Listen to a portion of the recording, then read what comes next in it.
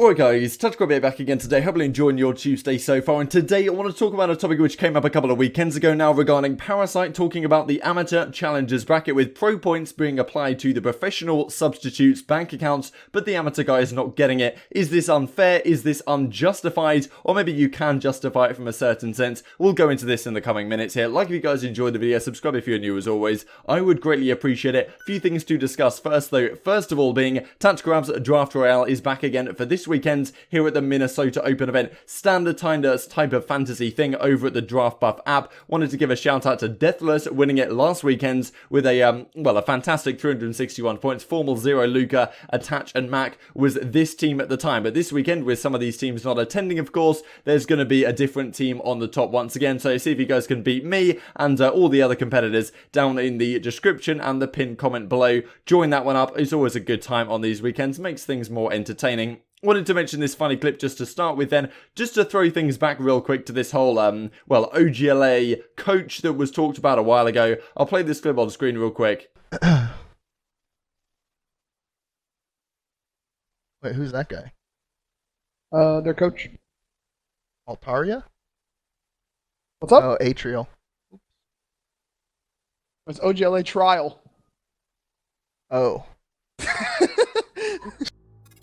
So a while ago we discussed that this OGLA trial, not OGL Atrial or whatever, is possibly their new coach because of course Pac-Man was removed from this team a while ago. Apparently MattG was talking about how they wanted to go in new directions, maybe being a different coach on the team. Maybe we rumoured at the time that, okay, is Jacob going to step into this role? Who knows, but maybe that would kind of spell the end to his career. So supposedly OGLA trial is this guy's Stoop, as you can see in, this image on screen right here. Interestingly, not really too much to say. He doesn't do an awful lot of tweeting, but he did retweet this from TJ Halley now a couple of weeks ago, maybe saying that, like, you know, maybe that's something you could think about. So if you guys saw that video somewhere on Twitter, maybe I'll just point out that this is maybe the guy behind the scenes, and of course Pac-Man being released for a former LA Valiant coach of Overwatch, of course, like it seems a little bit questionable. So just before we go on to discuss the amateur stuff regarding Parasite, wanted to quickly mention what's going on in the European amateur scene. So Team War last weekend won this EEG Malta 3,000 euro event, and intriguingly PT was just removed off this team very recently. Clearly free agent, 1st of June as he says.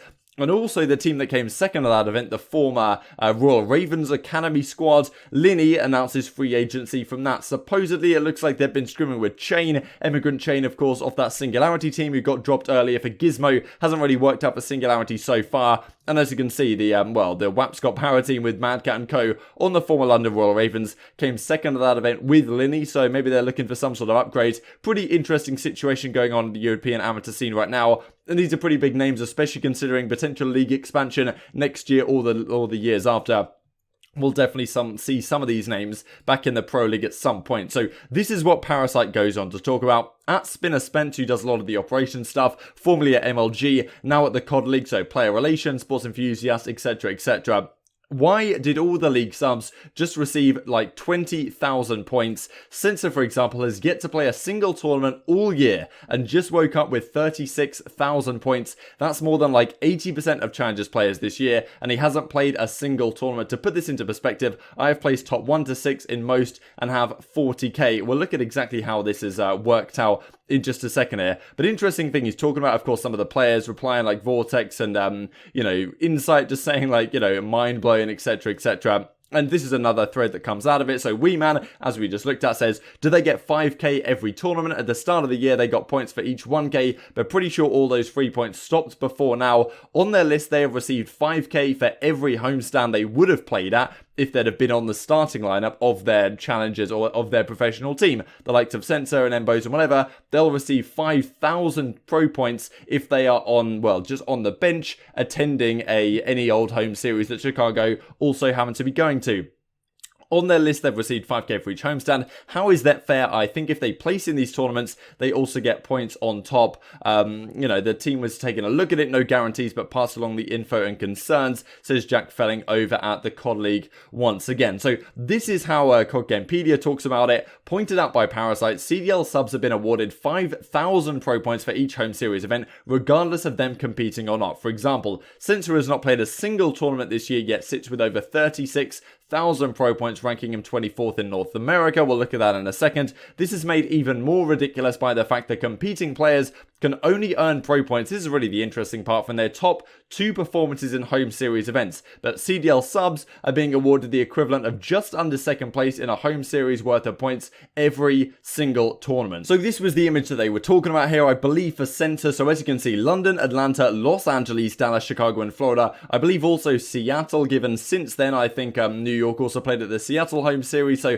I imagine that is the case here. 5,000 pro points for each one. And yeah, as Parasite says, or well, as he will look in a second, but also CoD Gamepedia says right here, only home series, the top 2 places at home series events for the likes of Parasite and the amateur guys, they can even get performances, they can even get the pro points for. So they place top 1 twice.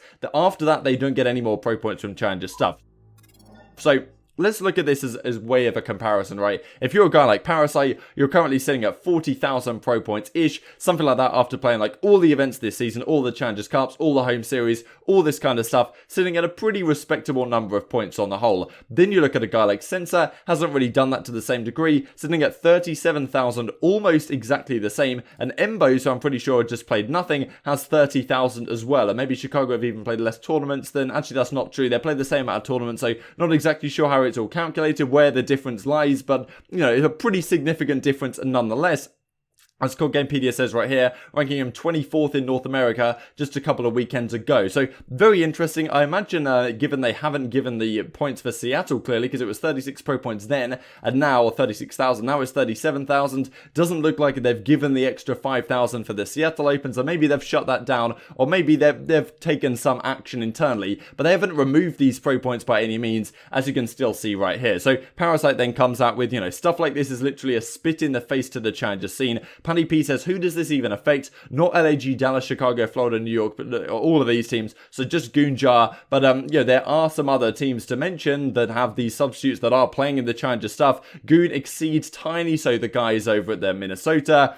Gravity, Journey at FaZe, potentially Padra if he comes back to Challengers. Either way, it shouldn't just gift you a high seed. Now, you can say that from Parasite, but also the alternative argument could be, I think it's it's one that has a reasonable at least amount of merit, is to say that, look, if you're a guy like Sensor, if you're a guy like Embos, and you've been sitting on the bench, you're a substitute at the end of the day on a professional team. If you decide to come and play in the Challengers side, there should be some sort of incentive, you could argue, for those Challengers players to decide to play with you. If you're a guy like Sensor, it's possible that if you come to some amateur guys that have maybe been having some good success in the Challengers and say, yo, look, I want to team up with you guys for this weekend's Challengers Cup or the home series or whatever, they might say, nah, look, like, you have no pro points at all. We're just going to play with our friends like we normally do because it's much easier for us. I guess you could say, okay, it's better to play with Sensor or the substitutes anyway because you get more exposure. But at the end of the day, at least having more pro points gives Sensor and Embos more leverage for them to be able to team with other players and, have a better seeding in tournaments and say, look, I'm Doug Sensor Martin. If you team with me, you're going to get a higher seed in this tournament. So that gives a better incentive. Then again, you can argue it's the other way around and Sensor doesn't need any encouragement, right? Given that he's already a Pro League substitute, so maybe he shouldn't get anything extra. That's something that you could feasibly say, so I'm intrigued to hear where you guys fall down on this, or any of the topics we discussed today, because yeah, Parasite once again spit in the face to the Challenger scene, as he says, from the league's perspective. So pretty harsh words from him. Just a couple of things before we finish off the video here then with. So Priester says, what's the duo record a couple of days ago? I believe they just added duos to this whole Warzone thing. Him and Celian with the 61 kills combined. They've been lighting it up. If you guys watch Vicstar's videos at all, which I didn't really, but I've only been watching them given, on occasion, given that Priester and Co and FaZe Clan have been playing with him and dropping absolute numbers in these Warzone lobbies. So impressive once again here. And just to finish off with this funny video from Chicago then, coaches' call-outs are unmatched. So yeah, like if you guys enjoyed the video, subscribe if you're new as always, I would greatly appreciate it. Intrigued to hear your thoughts on this down in the comment section below. Couple of days time the Minnesota home series begins. If you haven't joined the Draft Royale yet, the link will be down below. Thanks for watching as always, I'll see you next time. Press the soul in the game. Where did someone just spawn? Call him off. Oh. Call off one. Bottom L. One in green. They're spawning blue van. Thank you. I'm trying to get top L for you. Yeah. That's your One call. in green What wall did right Troy now. just Mid's say is open. the He's call? calling out for press. It's open. I just lost 4. I'm getting I dated bottom L. No. Got you, don't worry. Still blind Help green. you. I don't see bottom L. Crossing left, dead. Nice. Got one slant, staying alive. Dude, Sage on I us. swear, bro. Shut up. Fucking A, bro. Keep going up, Mark. Keep going up. What just happened? Yo, I'm actually going off right now. Hold on. Preston, what's open? I'm out of B.